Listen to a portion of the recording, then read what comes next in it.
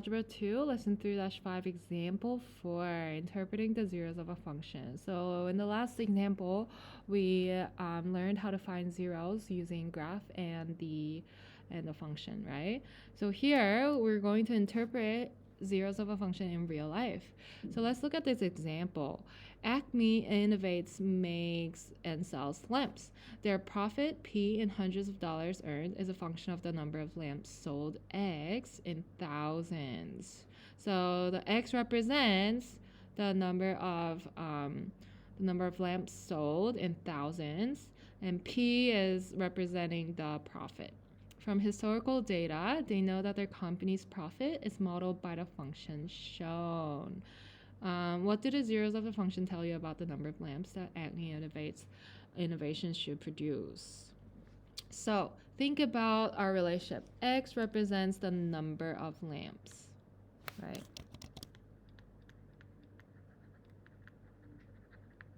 And then Y represents the profit.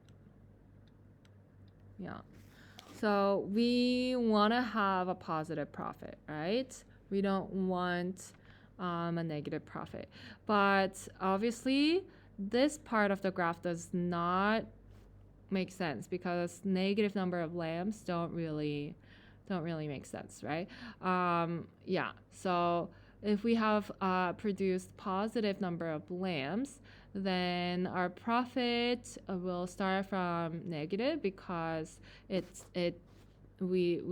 takes money to produce lamps. So making lamps, we have to spend money, and so it starts from negative, and then at some point, the profit will be matching our cost of producing lamps, and then it becomes positive. So if we figure out the zeros of the function, we know that it needs to be between those two zeros, except the negative one, right? So we know by looking at the graph, if we have two real roots of the function, then we know that the profit is going to be positive between the two positive real roots. So this is what it generally means. So we're going to calculate the roots and interpret this data at the end. Okay, so first we're going to formulate and figure out plans to solving this. The question, what do the zeros of the function tell you about the number of lamps that Acme Innovations should produce? So we already looked at the graph and we talked about what they mean in general. So based on the graph, the zeros of the functions appear to be -2, 1, 2, 3, and 10. So you can see that you can tell that the factor of this function would have at least x plus 2, x minus 3, and x minus 10, right? So looking at these factors, we don't know if if this is all, right? But because this is a cubic function, looking at the equation, we know these three factors are going to be our roots. There are no imaginary roots. There's no room for imaginary roots. Your degree of a function is the maximum amount of zeros you can have. But just to make sure, you can multiply these factors to just verify that the product is equal to your function, okay? So multiply these factors, and you'll see that the p of x is negative x cubed plus 11x squared minus 4x minus 60. But then if you multiply these factors, you get a positive one with opposite signs. The result is equal to negative p of x, not p of x. But what's wrong here? Both polynomials have the same factors because p of x could be a negative x plus 2, x minus 3, and x minus 10. If it's -1 times that, it should still have the same zeros. Yeah. So for example, if you have a negative function that's the same, you should have the same factors because you have the same zeros. Yeah. So so check and verify if it's true. You should still have the same factors, okay? So the zeros of the function are still going to be -2, 3, and 10 based on the graph. So when you multiply, you're just checking if the graph is accurate, because just by looking at your graph, you don't know if it's going to be exactly -2, 3, and 10. So yeah, if you get something that's different opposite signs, it's still possible for odd degree functions. Okay, and so when P of X is positive, they earn a profit. So between 3 and 10, when X is between 3 and 10, they would make a profit. And X represents the number of lamps sold in thousands. That means between 3,000 and 10,000, the company will make a profit if they sell between 3,000 and 10,000. So we're going to explain that and interpret in words. The company should make between 3,000 and 10,000 lamps. That's all. Okay, so just by looking at the graph, you can pretty much answer this question right away. But there are steps that you should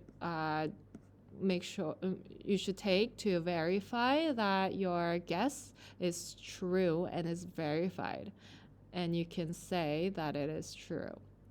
All right, let's look at chart number 4. Due to decrease in the cost of materials, the profit function for Acme Innovations has changed to Q of X with a new polynomial function. How many lamps should they make in order to make a profit? So looking at this function, we don't have a graph for this function, right? So see if you can figure out the zeros. We know how to figure out the zeros, right? Make Q of X equals to 0, or you can plug in some numbers and see. How many lamps should they make in order to make a profit? And then you can divide by that. So first step, if you don't have a graph, it may require you to guess and check, okay? Yeah, but after you get your first 0, you can divide with that factor to get other factors. So pause the video and see if you can solve this by yourself.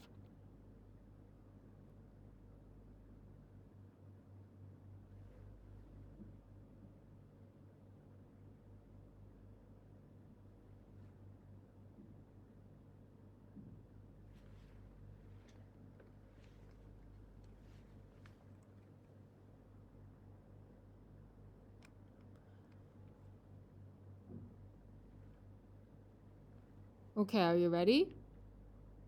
Yeah, what kind of numbers did you plug in, and which 0 did you get first? So it doesn't matter which 0 you figure out first. There are multiple zeros, but try to figure out 1 0, and then you can divide the factor to get other 0.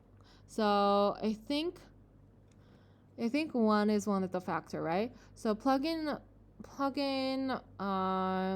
1. You'll get -1 here. So let's first check. 1 is an easy number, right? So -1 plus 10 plus 13 minus 22. Does that work? Yeah, 23 minus 1 is 22, minus 22 is 0. Yeah, so 1 is definitely one of our factors. That means one of our zeros. That means X minus 1 is one of our factors. So using division, you're going to, step number 2, you're going to use 1 and use synthetic division to find other factors.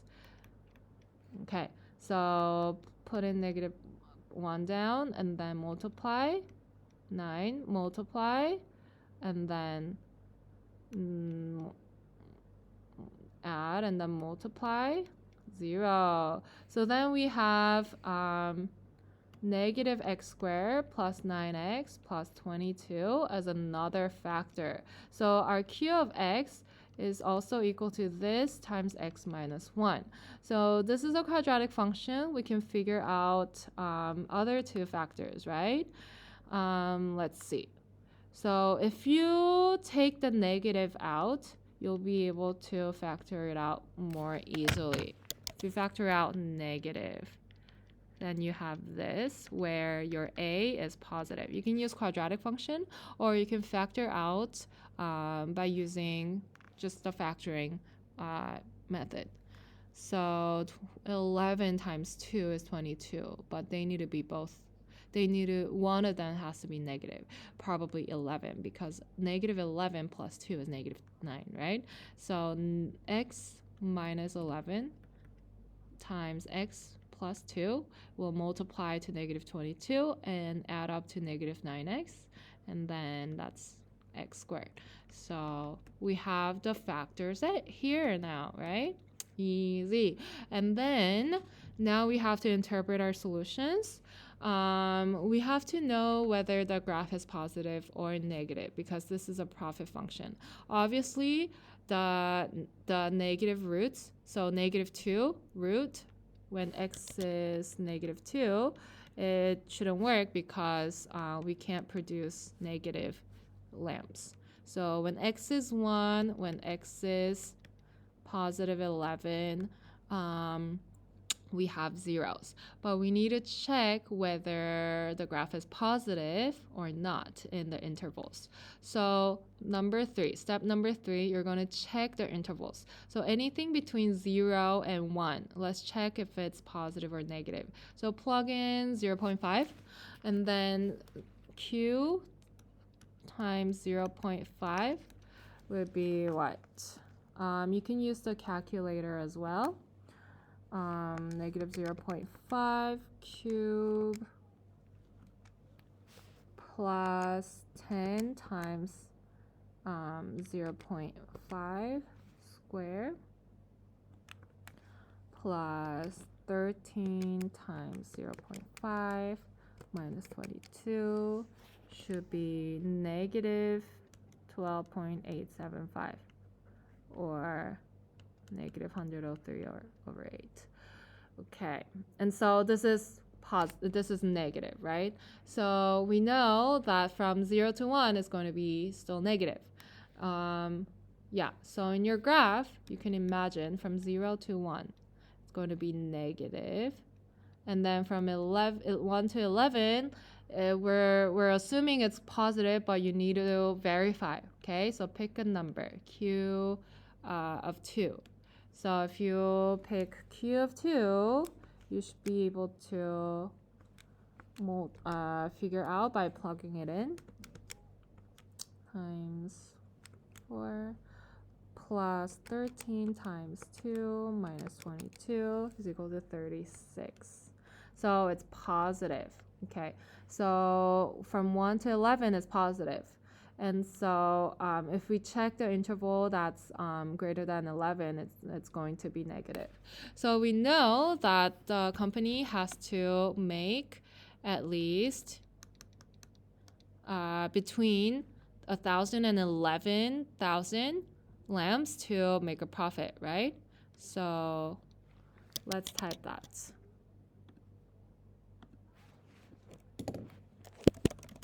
The company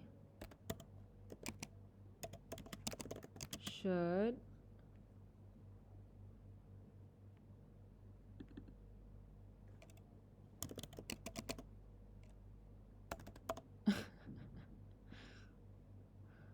I'm having problems with the spelling. The company should make between 1,000 and 11,000 lamps using this profit data. All right, so these are the steps that you should take when you don't have a graph and you just have a function. You can still figure it out. If you have a graph, then it makes it easier because you just need to verify. But if you don't have a graph, you have to use the skills that we learned in the previous examples to figure out the zero, and verify if the graph is positive or negative, and then you can answer the question. So that should be your final answer. All right, that was example 4, interpreting the zeros of a function. We still have 2 more examples, and then we can wrap up our lesson.